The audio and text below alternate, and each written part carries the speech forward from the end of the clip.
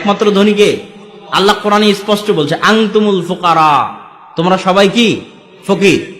এটা আল্লাহর স্পষ্ট ঘোষণা, তোমরা সবাই ফকির, একমাত্র ধনী আল্লাহ সুবহানাহু ওয়া তাআলা। আর আমরা আল্লাহর বান্দা, মানে ধনীর বান্দা। তো যে নিজেকে 100তে 100 আল্লাহর বান্দা বানাবে, সে কি রিজিকের ভয় করতে পারে?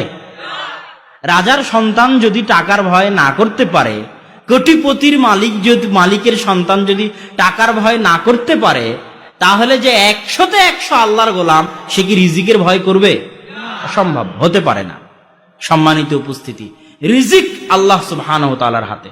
রিজিক আর ভাগ্য এমন যে মৃত্যু যেভাবে মানুষকে খুঁজে, রিজিক সেভাবে মানুষকে খুঁজে। আপনি মৃত্যু থেকে পালাতে পারবেন? রিজিক থেকে পালাতে পারবেন? আপনি তো রিজিকের জন্য দৌড়াচ্ছেন, কিন্তু আল্লাহর রাসূল বলতেছেন কি, আব্দুল্লাহ বিন মাসউদ রাদিয়াল্লাহু তাআলা আনহু থেকে বর্ণিত, যে কেউ দুনিয়া থেকে যাবে না যতক্ষণ না তার ভাগ্যে লেখা রিজিক সে পূর্ণ করে। সে দুনিয়া থেকে বিদায় হবে না তার ভাগ্যে লেখা রিজিক পূর্ণ না করার আগ পর্যন্ত। তাহলে রিজিক আপনাকে খুঁজবে, রিজিক আপনাকে খুঁজবে মৃত্যুর মতো। রিজিক আল্লাহ সুবহানাহু ওয়া তাআলার হাতে, রিজিক একমাত্র তিনিই দিতে পারেন। পরের প্রশ্ন, যদি আল্লাহ রিজিক দেয়, তাহলে আমি কি জন্য পরিশ্রম করব? প্রশ্ন ঠিক আছে? ঘরে বসে আল্লাহ রিজিক দিতে পারেন না?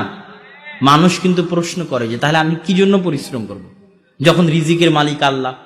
আল্লাহ সুবহানাহু ওয়া তাআলা কোরআন মাজিদে বলছেন, হুয়াল্লাযী জাআলা লাকুমুল আরদা যালুলান ফামশু ফি মানাকিবিহা ওয়া কুলু মির রিজকিহি। ওই আল্লাহ, সেই আল্লাহ যিনি জমিনকে তোমাদের অধীনস্থ করে দিয়েছে, এই জমিনে তোমরা বিচরণ করো আর এই জমিনের রিজিক খাও। খাওয়ার নির্দেশ কার? আর এক আয়াতে আল্লাহ সুবহানাহু ওয়া তাআলা বলছেন, ফাইদা